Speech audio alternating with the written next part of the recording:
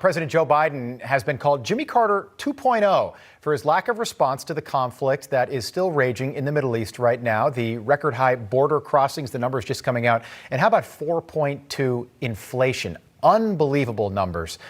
Joining us here on Wake Up America to talk more about this is Florida Congressman Michael Waltz. Congressman, good morning. Nice to see you again. Hey, good to be with you. I saw your press release yesterday talking about President Biden's leadership skills. You said, quote, President Biden has been in office for nearly 4 months and is already having his Jimmy Carter moment. This is crushing for our country and U.S. leadership around the globe.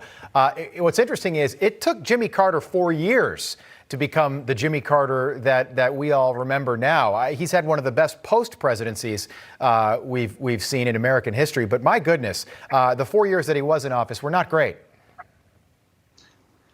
No, they weren't. And you're right. In just a few months, we're seeing a repeat, as some of your panelists were mentioning, crisis on the border, crisis in the Middle East, crisis in hiring for small businesses, inflation that we haven't seen since the 1970s, and gas lines that we haven't seen since the 1970s. So I think the parallels are very real and they're very dangerous. And I can just tell you from my perch in Congress, the administration's default reaction is to throw cash at the problems with no strings attached. They're talking about throwing $4 billion down to the Northern Triangle countries without any type of requirement or leverage to get those countries to control their borders. They've already thrown cash back at the Palestinians with no strings there in terms of backing away from terrorism or their calls for the Israeli government to disband. Right. So it's just continuing to throw money at problems with no real solutions. And you know what's fascinating until you think about it. So, Joe Biden, this guy's been in the swamp so long. He had been in the Senate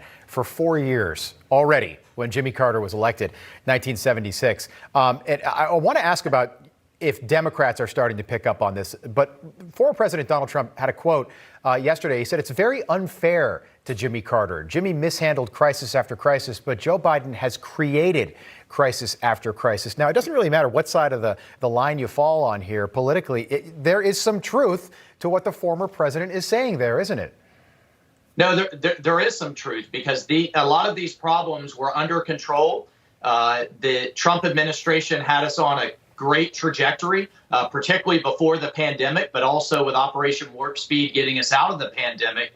And in the Trump administration and in the Biden administration, and their furor to do anything opposite of Trump, have actually created many of these problems. But to your point on, are some Democrats waking up to it? Some already have. But the problem is, as we warned in last year's campaign, the progressives are in charge. They are running the show here. And underlying all of that is that America is a fundamentally flawed country. It's fundamentally misogynist, racist, and colonialist. And that's why you're seeing, for example, the progressives creating this moral equivalence between Israel and Hamas. Israel, our ally, Hamas, a terrorist organization controlled by Iran. And if we took strong action against Iran, I guarantee you Hamas would stop what they're doing right now.